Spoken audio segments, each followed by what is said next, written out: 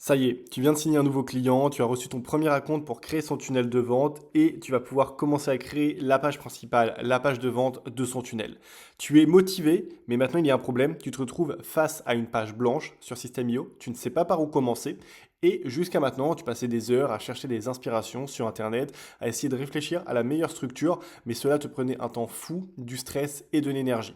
Aujourd'hui, suite à cette vidéo, c'est fini. Dans cette vidéo, je vais te montrer en détail la structure type qui fonctionne le mieux pour n'importe quelle page de vente que tu vas pouvoir créer, reprendre et utiliser selon tes types de clients et les pages de vente que tu as à créer. Donc, pour te présenter tout cela, nous allons aller directement sur mon ordinateur. Pour te présenter la meilleure structure de page de vente, je vais me baser sur un template System.io que j'ai créé et que tu peux directement télécharger en cliquant dans le lien dans la description afin de l'ajouter sur ton compte en seulement un seul clic. Alors, commençons. La première chose que nous allons voir lorsque l'on crée une page de vente, c'est le header. Le header, donc la section héros, c'est tout simplement la première section qui se trouve ici, que les personnes voient avant même de commencer à scroller. Nous avons plusieurs éléments ici. Le titre. L'objectif du titre, déjà, va être de présenter le bénéfice principal de ton offre. Expliquer en une phrase ce que tu fais et la plus-value que les personnes peuvent obtenir en regardant ton offre, en rejoignant ton offre, tout simplement, et leur donner envie d'en savoir plus et de scroller sur le reste de la page. Ça peut être quelque chose du style «J'aide les petites entreprises à doubler leur chiffre d'affaires grâce à Facebook Ads». Quelque chose dans ce style. Ou bien notre produit est unique car il est créé avec X, Y, Z bénéfices par exemple.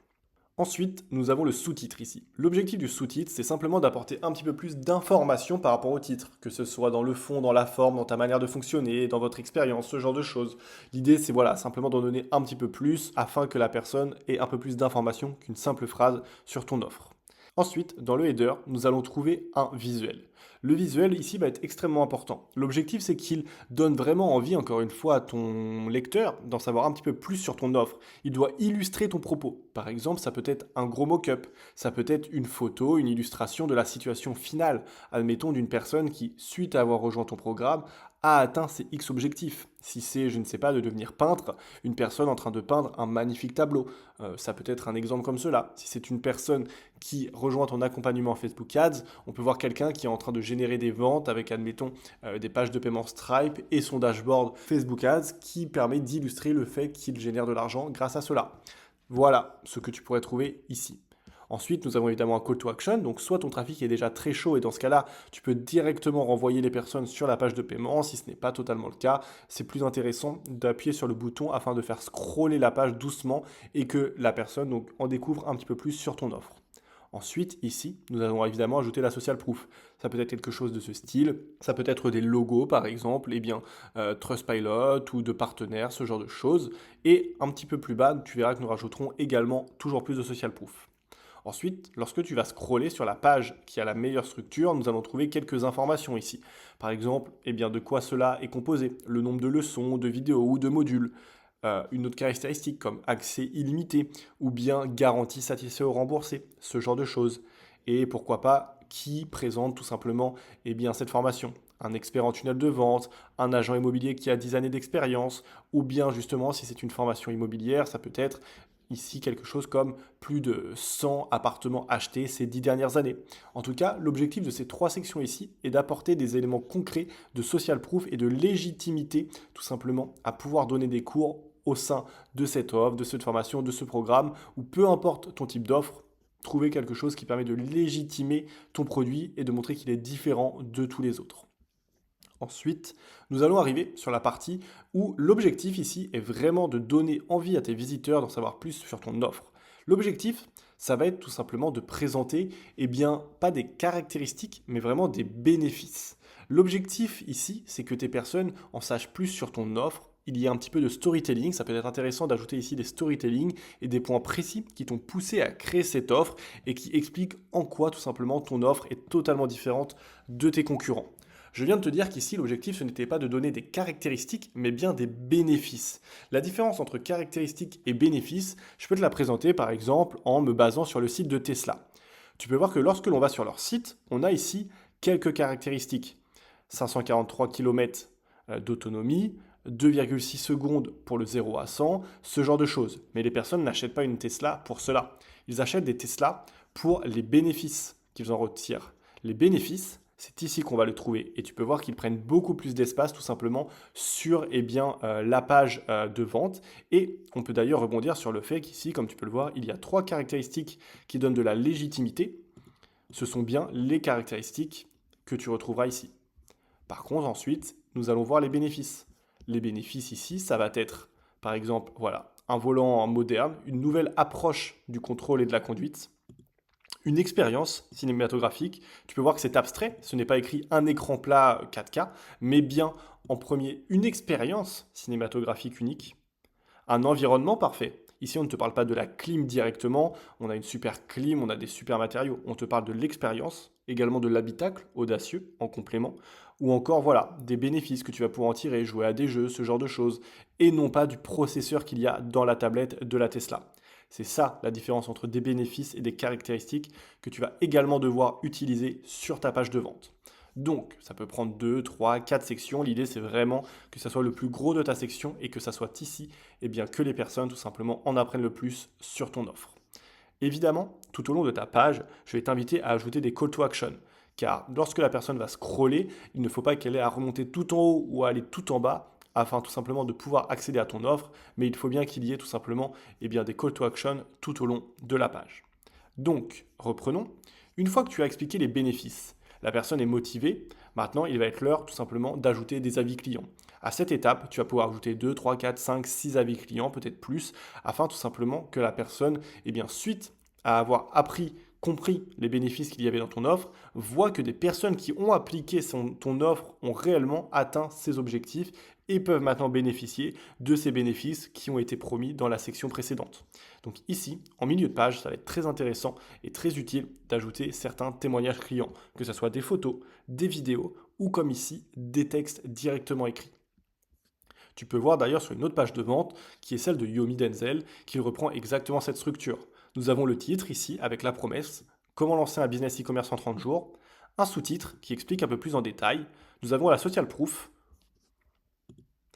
que j'avais mis personnellement sous le bouton, lui il l'a mis un petit peu au-dessus. À côté, une image qui illustre la formation. Nous avons les caractéristiques. Et ensuite, nous avons, voilà, lui, il a décidé d'organiser, par exemple, tu peux voir les bénéfices, et bien tout simplement en structure de cette manière. Quelques experts, et ensuite, nous allons avoir plus bas énormément de témoignages et de social proof avant la suite de la page de vente. Si nous retournons ici, nous avons ensuite le nom des différents modules. Comme Yomi, une fois que nous avons passé tout ça, nous allons voir ici les différents modules. Sur ta page, c'est la même chose.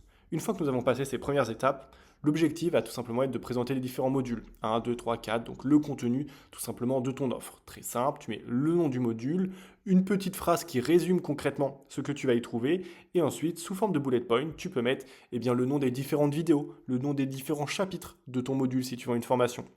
Si tu vends un produit physique, par exemple, ça peut être exactement la même chose. Mettre les différentes caractéristiques, les différents contenants dans le produit, dans le colis final. Et sur le côté, bien sûr, mettre une illustration à chaque fois. Le plus simple, lorsque tu vends une formation, ça va être de mettre un mock-up, tout simplement, qui illustre le module de l'autre côté. Ensuite, nous allons pouvoir continuer à scroller et arriver sur la présentation de la personne ou de l'entreprise qui présente cette offre. Donc évidemment une photo de la personne et ensuite un petit texte sur son histoire, son parcours, sa légitimité, les obstacles que la personne a su braver pour développer son business à succès et transformer tout cela en formation, en programme d'accompagnement. Encore une fois, si tu vends un programme d'accompagnement, l'objectif est évidemment de l'adapter à ce que tu vends exactement.